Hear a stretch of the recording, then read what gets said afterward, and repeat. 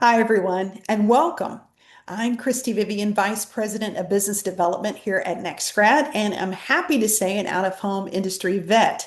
Out-of-home is a funny word. It basically means anything that isn't broadcast, digital online, or print in regards to advertising media. And I'm excited to kick off the very first installment of our creative webinar series called Creative Conversations with NextGrad. Now, this series is designed to give our clients practical strategies and inspiring examples of creative that truly connect with the high school student right in their halls of influence. At NextGrad, we operate a place-based digital out-of-home advertising network in over 500 high schools across the United States and Canada. That means our advertising partners' creative is displayed directly in the environment where students spend most of their time. Our topic today lives right at the intersection of strategy and artistry. What makes out-of-home creative truly work, especially when it's placed in a native environment like our screens are inside of high schools? So, welcome. So I'm excited to introduce these guests. Now, these two individuals are out-of-home industry giants. Both are Obie winners, which is the Outdoor Advertising Association of America's award for excellence in creativity, and they both still serve on the OAAA Creative Committee. Notably, Rick is an Out-of-Home Hall of Fame recipient. And most importantly, both of these individuals are dear longtime friends of mine and are very passionate about the advertising art form, which we lovingly call out of home. So, welcome Rick Robinson, CEO of Project X, and Melody Roberts, founder and chief creative officer of Out of Home Creative. Thank you so much for being here. I know you guys are busy. Thank Thank you. you for having me. Thank you Yeah, for having us. you are so kind. Rick, do me a favor. You've been in the industry forever. You're basically known as the what is it, the papa of out of home? That's what I like to I don't say. know, but I'll take it. You're a grandfather now, so I could say that. So Rick, can you tell us about your background and how you lean into creative during that whole time in the industry and why creative is so important in out of home? I was an art major and a marketing minor, and I've always looked at out-of-home media as giant sculptures in public space. And because of that, I felt they had a obligation, a duty to add to the space they occupy. It wasn't just show up and advertise something. It was reward people for their attention. And if we're going to appropriate public space, we need to earn the right to be there. So that was always my viewpoint. And it just carried through the last almost 40 years now, half of it as a seller on the vendor side, and the other half as a buyer on the agency side. And in every case, first place I've always started is, are we serving the public realm? Are we serving the people's space? Are we creating intrigue and humor? Are we engaging and adding to their moment? Because when you wake up in the morning and you have your list of things to do, nowhere in there does it say consume irrelevant out-of-home media. However, while you're driving to work or walking down the street or in an airport or mall or wherever you might be, you'll run across out-of-home media. It's like serendipity, it's discovery. And when you run across it, if it makes you think or laugh or smile, or it's just beautiful to look at, or it's contextually relevant, or the timing's right, or whatever it might be, if it adds, you appreciate it. Yeah. And there's this one-on-one intimate moment that happens in a crowded space. And that's a magical thing. It's the same thing that happens when you see beautiful work of art, either on the street or in a gallery. It's the same toolkit and mechanism. So that's always where my lens has been. Yeah. And I've just steadfastly stayed there. I've been called an idealist. I've been called many things, but I'll take all that. Well, you are also an artist as well. I Some of do your, make steel sculpture, so maybe that's where it yeah, comes from. I worked in a steel mill after high school, and I have a background in that. So maybe that's why I looked at big billboards as giant steel sculptures to begin with. exactly, exactly. Melody, how about you? I think you also have an example of some of your creative that you've done in the past. So tell me a little bit about you. Actually, I was raised in advertising, radio. My mom owned her own advertising agency, and so I was doing commercials at 7, and Wow. she always had me involved somehow in that. And she saw that I had some potential and talked to her agency, actually, that did her artwork. And they were willing to bring me in and train me. And when I graduated high school, I went and worked for them full time. See, when I got to college, I felt like it's hard to go right into an agency and actually do hands-on work. Actually, won my first Addy at 17. And so it was hard to backtrack at college. And I just kept going. I left and I kept pursuing design. And I actually started working for a privately owned company that did nationwide on-screen advertisements for Regal Cinemas. And that kind of propelled me into large format. When I started working for large screen, I really enjoyed that. And then I just kind of literally fell into outdoor. And I think what I loved about it immediately was the challenge. And I always say it's that positive, it's a positive challenge because I was tasked to literally take a brand and simplify it to our mantra of 7 words or less, or 1 word, or get it done with a visual and edit it down as much as you can and make it memorable. And I think that's what captivated me about outdoor advertising. And I never left. I'm 25 years into it now, and I feel like every project is a new project and very, very unique. And you're a one woman show. Like, Right. So I yeah. worked corporate for 15 years with Clear Channel Outdoor, and Yeah. then I opened my own agency, independent agency 10 years ago. Wow. And it's amazing. I've seen your growth over the last couple of years. Completely amazing. In very difficult times, I might add. You Right. continue to grow and thrive and give great examples of creative and continue to win awards. And I'm only sure it's going to get better than that. So I want to talk to you guys. What we're going to do is talk about the overarching series and how it's structured and go into um, definite like a playbook element later on in our video series, but this one's going to be very overarching about elements of out of home, like the basic elements of what you might say would make creative good. So when you're thinking about the strongest out of home creative, what are like the first 2 to 3 qualities that come to mind? Melanie, we'll go ahead and start with you.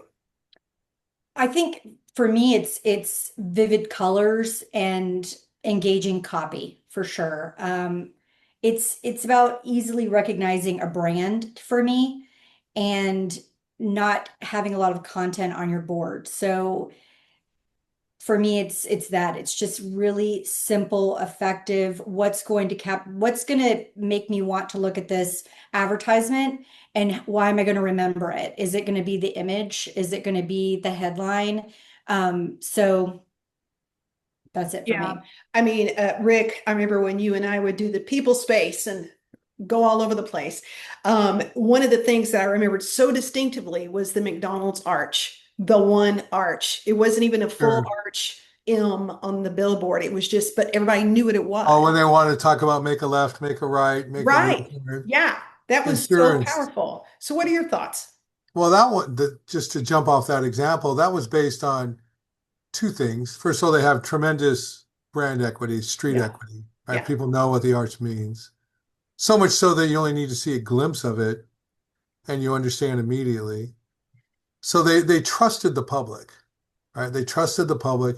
And then it was just exceedingly simple because maybe you didn't quite understand right away that it meant make a right, make a left, turn around based on the fractional piece of the logo you would see. But the third, fourth, fifth time you drove by it, you might understand it.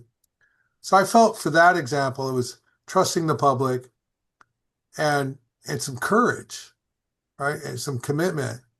I mean, look, Melly does an outstanding job on all the work she has. You can always see her boiling it down. When Melly, whenever I see your work, I know you've worked it, right? I can see that it's very hard to get it simple. It is. It takes time and you've got to be ruthless, right, with your design elements. So I don't think I have much to add to what she said there. However, grabbing altitude, I think what the public responds to when they see strong out of home is the commitment of the brand. Where they're like, look, we're going to have one idea. That's it. 24/7. That's my story. I'm sticking to it. I'm not changing my mind. I'm not going to equivocate and over explain. I'm going to trust that you'll figure it out. Yeah.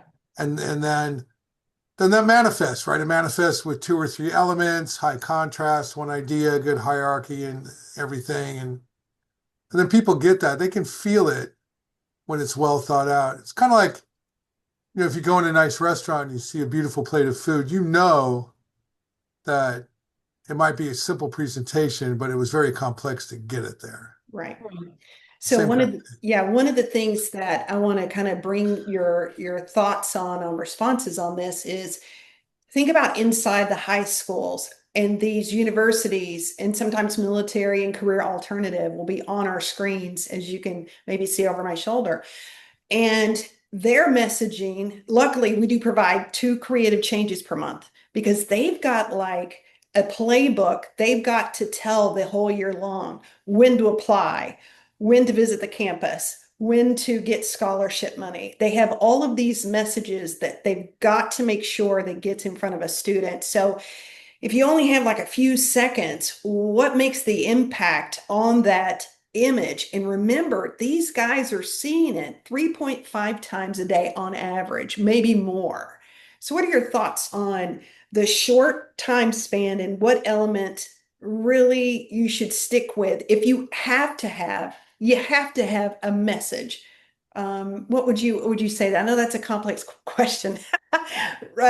Melody, I'll go to you first on that one. No, I don't think it's a complex question. I think it's about delivering memorable messaging, right? It's about captivating, imagery and colors that stand out in the environment. So in understanding what you guys have in the schools, there's a lot going on, right? There's a lot around that space. There's a lot of people walking, like the one behind you right now with the red and the 100%. That's a standout, right? The colors are vivid. The content, I can read it. There's something about that that's going to draw me into it. But it's got to be something that's also going to catch me. And so it's got to be some sort of good call to action or clever wording or something that's going to make me want to remember that. So, Rick, you had mentioned humor. Talk to me about what maybe messages. I'm totally going off script here, by the way. Tell me about of go, what Kristy, creative go. messages Right. you can maybe think about it. High school students need humor in their daily lives, and I think they resonate with that, right? So, what kind of messages could involve humor, but yet still tell a story? What are your thoughts there? Well, look, humor is intrigue with the punchline, right? I mean, there's always this relationship between whatever we see around us, whether it's a piece of out of home or signage on the wall that's, on the premises or people or things in front of us. We're always engaging in that dialogue, right? What is this? What does it mean to me? Yes, no, maybe. And out of home that asks a question, somehow, either through the visual or the interplay between the visual and the headline, can create intrigue and you want to answer it. It's our instinct to figure it out. Mhm. And humor is that same model. It's just a punchline at the end.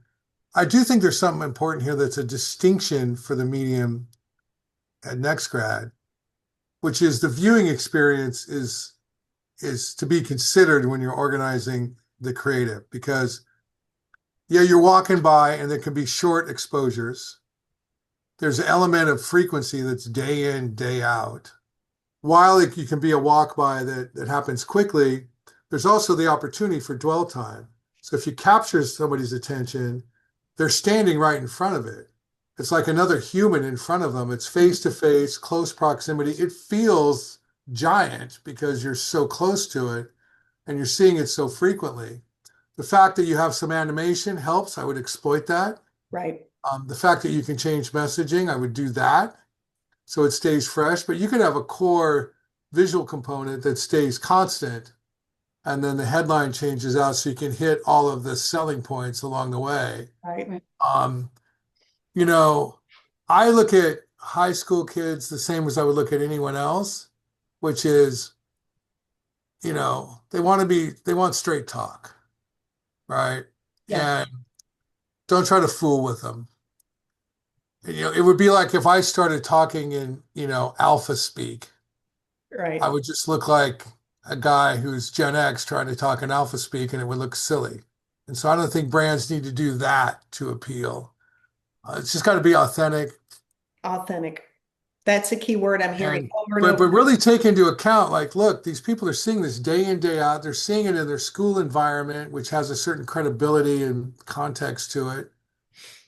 They're seeing it multiple times, and they can stop and dwell if it really captures them. They might walk by it 10 times before they notice, but then at some point, with enough freshening up and changing, they may stop. Right. That's what creates some of that intrigue, right? That curiosity that Rick's talking about. And they want to go in and find out what that's about.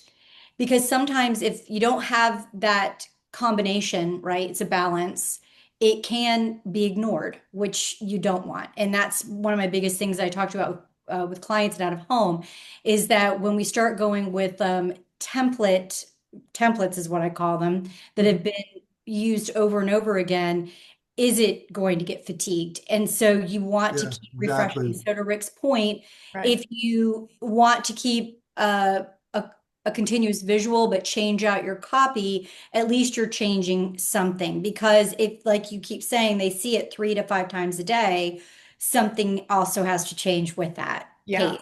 So, A good old teaser campaign wouldn't be bad, right? Well, Think yeah, about some element of tease, I yeah. right? actually, Some element of not telling the whole You've got to, story. if the contract's for 9 months, you could have some fun with the teasing a little bit, right? Bring them like, let's say it's a heavy athletic school, just show them like the 50-yard line, and that's it. And just see what happens. And then that 50-yard line, it Sure. goes into a 50-yard line You're and a creating some logo. involvement, Yeah, and that's the thing is if you hit people over the head and tell them everything all at once, yeah, you get your money's worth, yeah. there's nothing left. Couldn't have said it better. I Could have not have said it better. I have that in my notes, That Rick. is 100% true. When people buy it, they want to put everything in there. And then one of the things I put in teaser reveal. It's nothing new, but it's still so much fun. And with that type of, young audience that can just walk by. But because there is such a big audience constantly walking by, the same thing all day. If you build on a teaser reveal, that's going to create the buzz all around the school. Right. And And they're going that to want to falls go on back. They're going to want to go back to the kiosk and be like, what was that? that falls back on trusting the audience. Hmm. And if they do have brand equity, it's even better. But if they are releasing a new name, let me explain. A couple of our clients are actually changing names. One in particular is Houston Community College is about to be called Houston City College. Okay. So that's a big name change that and they may or may not be dealing with different branding elements. Those are all being developed right now. But that would be a great opportunity to have the guts enough to play with that 9 months contract, right? And enjoy the teaser reveal as the months go along, and then get into the meat and the bones maybe in the spring when decisions really need to be made, right? Right. And What I it would kind think. of, right. And it kind of is like what Rick was saying about McDonald's, right? It's a brand that's coming in and saying, this is what we're going to do. We're going to stick with it. And you get used to that. And then you finally, and then whether you do teaser reveal or you go in with that and you stay, I mean, you kind of honor your brand, right? And so this is what I'm going to do. And McDonald's at this point has done so well with their advertising, but their advertising is so good that it's so memorable that they can get away with just half of an arc. It's the same thing with Coca-Cola, right? Right. We Sure, all need to see the C and sure. the O and the S and the P for Sprite. And that became really big in outdoor, I don't know, several years ago, where those brands started showing just how well their advertising has taken them, where they're like, we're not even going to do a full ad here. We're just going to put the S and the P for Sprite in our green, and you know what it is.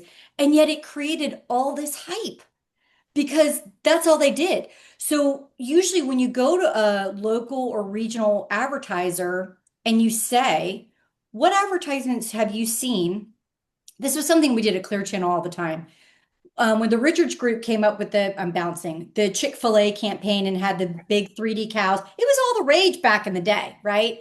Like, I mean, they killed it with that. So one of the questions that we would ask our clients is because we're dealing with a lot of local advertisers and some regional, but mainly local in Atlanta. And we'd say, what advertisements have you seen that you love? What do you want your brand to look like? And they'd all say Chick-fil-A. And so we were like, that's 100%. amazing. So 100%. are you willing to commit? Are you willing to commit to that? Because if you think about it, it was probably 4 words.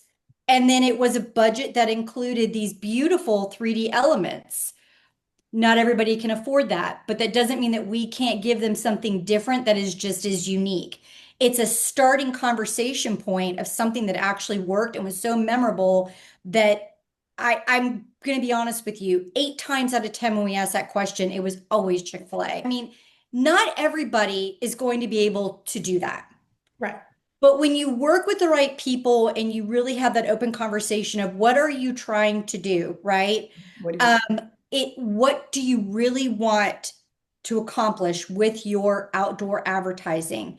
It starts there. It's with that question. People come in and go, I bought out of home. What do I do now? And I'm always like, but what do you want to accomplish from this? Put yourself in the driver's seat when I drive by your advertisement. What is something that's good that you're going to take away from this to make you want to go back and look back next pass? So it's those questions to get people comfortable with the medium, get them really conversating about their brand and opening up to you instead of it being more like a brief and what all do we have to have on here? You Right. can take it a step further when you have that discovery call and just kind of just have an open conversation about it. Yeah, exactly. One of the big topics I really want your opinion on is the good old QR code. Let me tell you our problem at NextGrad. We do have clients that almost feel compelled to have to do it for various reasons, internal pressure to have a QR code. We also have on the other side the high schools from the states that have banned cell phone usage. The high schools are now telling us do not put QR codes on these ads, right? And so we know it's part of the attribution. How many scans did you get? Well, a couple of our surveys that we've done student surveys with a company called My Majors. That survey is telling us these kids don't even use them. They don't scan them at all. Great. They know it's possible to do, but they just don't do it. We recommend vanity URLs versus that, even vanity URLs that are down to an individual high school campus to determine if that applicant came from that campus. What are your thoughts on trying to control the content, knowing it works, those conversations that need to have happen between us and our clients or an agency and their clients to push them away from that, oh, I've got to have a QR code or it's not going to work or I won't have an ROI, I won't be able to measure it. What are your thoughts on that? Do you want to go first? Uh, Okay, my thought is that okay, and I'm aware of this because like I said, my daughter's about to go into high school, and so they're stressed because they're like going to ban phones. But are they banning phones in the? I thought they were just in the classroom. They could still bring them to school. That's a whole other thought. My point Yeah, is, if that is in the classroom only, then technically they can still scan those QR codes in the hall. So I think that for what you guys are doing, QR codes do make sense. But if you cannot use them and the tracking is not providing results, right. then definitely go with a domain that speaks to whoever the advertiser is and not phone numbers. I am one of the biggest advocates. If you look at my work, and seriously though, if you look at my portfolio, I don't know that I have any phone numbers on my work. And it's because I have such a detailed conversation with my clients about them, right? Everybody is mobile. Right. These kids, even if they see it and can't use their phone, they're going to remember a domain more than they're going to remember a phone number. So I would definitely be using some sort of vanity domain that's super easy and memorable. Or if the brand is strong enough, right? If the advertiser's presence is strong enough, you don't need that. You can get away with behind you is I can't see the colors. Yeah. This one's popping up. It's Wheaton, But if, Wheaton College. Yeah. but if the college name itself is large enough and visible enough, right, the good contrast with that white on that dark blue, I can remember that when I leave. If the advertisement overall was strong enough, I can remember what college that was. And sometimes you don't even need that. Right. People Google everything. So if you can remember it, then when you leave, you're just going to Google it anyway. And it's not necessarily going to come from repetitive creative. If I'm seeing student profiles all day on these screens, I need a mix up. I need something like that teaser reveal or something like that really big college name and maybe just really great colors to remember it. So when I do leave, I'm going to Google it because I wanted to find out more. Rick, what are your thoughts? Aligned. I mean, look, I think the QR thing is not necessary almost always. It only works if you give a purpose to the QR. Mm-hmm. So scan this now for X. Mm-hmm. An immediate reward. Something. Otherwise, you're just tossing it on there in the bottom right corner. It's difficult. Look, remember this. An out-of-home ad is not about the ad. It's about the viewer. That's where our head has to go. And so walking down the hallway and making me stop and take my phone and bend over and scan something for no apparent reason is just, it's not serving the viewer at all. And also, they don't really show success. I think if you're going to buy this type of out-of-home media, this is very niche. There's a strategic media reason for buying it. Mm-hmm. That ought to be plenty for you to believe in what you're doing, especially if all your competitors are there. Now, the other thing you can do if you want to track outcomes, if that's a requirement from your CMO or your university leadership or whatever, I would just look at organic search. Yeah. I was in these schools in this market and did my search go up in those markets while I was running this advertising? That should be enough of an indicator because it should have gone up. Mm-hmm. And if it didn't, then okay, maybe we have an issue here. The other thing is, if you want to think about on a local level how to reach people, there's a series of a few questions I would always ask when I was a local rep, and I'll repeat them. Who buys you and why? Who doesn't and why not? What's your competition doing? If you answer those three questions, you will find your window of what to say. And then go there. Yeah. But adding or not adding a QR code, it's just extra excess usually that takes up space. Excellent answer. My view. Excellent answer, Rick, and Melanie, of course. Okay, so we're going to get into the future. We're going into the future. I want you to imagine a couple of trends that I've seen. I've been going to trade shows recently with this wonderful company, and I've seen some interesting things. I've seen, I of course know about 3D artwork on digital, right? That's coming around. Let's also talk about holograms on top of the screen. Can you imagine how amazing that would be? And then the third thing was the organic creative coming from the POV of the student already on the campus in their formats, because the cell phone, as you know, it's very similar in ratio as far as size to our screens. So we're seeing some grabs from social media content that these students at these institutions are putting out. And of course, they're throwing the logo on there at the end, that kind of thing. But it's like they're trying to paint the picture of what the student's life will be like on campus, the happy atmosphere. You should come here because look at how fun this particular student is. They're having a great time, right? So that's another angle. So what are your thoughts on the future in the high school specifically and how best we can talk to these students? We're seeing more and more of it. We've done it a couple times on the Firefly digital tops. Yeah.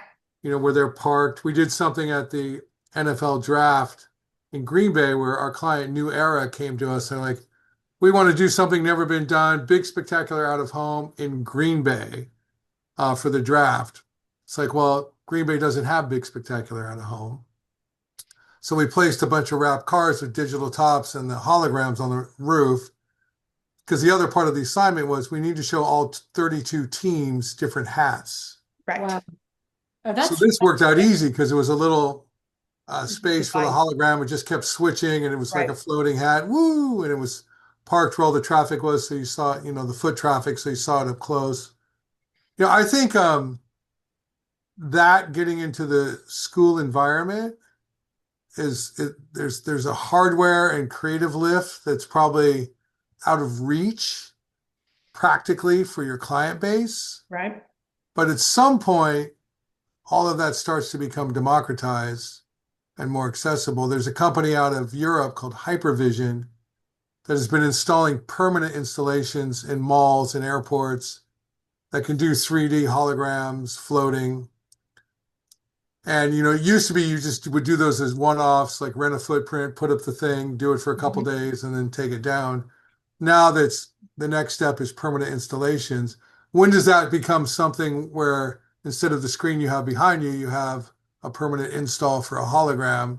Yeah. I don't know. Maybe AI can tell us. It could happen, who knows? Guys, I got to wrap this up. I have to tell you how grateful I am that we were able to talk about good elements, overall creative strategy, and keeping the student as the main objective on messaging. What is the student experiencing? What are they actually able to absorb? And then looking into the future a little bit. So, Rick, thank you. Melody, thank you. Any parting thoughts? Rick, you always end a great presentation with some word of wisdom that Oh lingers my in the air gosh, for no a pressure. millennial. What could it be?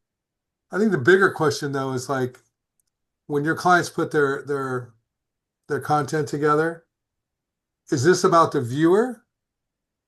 If it's about the viewer first, then maybe that'll guide them well. I don't know. What else would you add, Melody? I mean, I agree with that. I think it's about creative thinking. I think it's really, again, I think it's about who is your viewer. You are dealing with high school students, and what is it that is going to make them excited or remember this advertisement over all the other advertisers that are sharing this space. So, don't get hung up on these QR codes. Dominate just with your brand and believe in that. Go a little bit more simple. You don't have to have a group photo. You can do a beautiful, impactful still photo on a dark background with a really great message. And it's going to be probably more captivating to go with less. So, Less is more sometimes. So All right. I didn't thank want to you. say it because we say it all the time, It's okay. but in our industry, it's true. Yeah, it is. Thank you guys. I appreciate Thank your you. time so very much. This is a company I love, and I'm glad to really have you part of that story. So thank you very much. I appreciate it. And to the viewer out there, the next webinar series installment will be about higher education POV. In other words, people that actually put the ads together and what works for them and what they've seen work. So keep tuned. It'll all be on our YouTube channel and our website. Thank you so much for joining us. Until next time. Bye, everybody.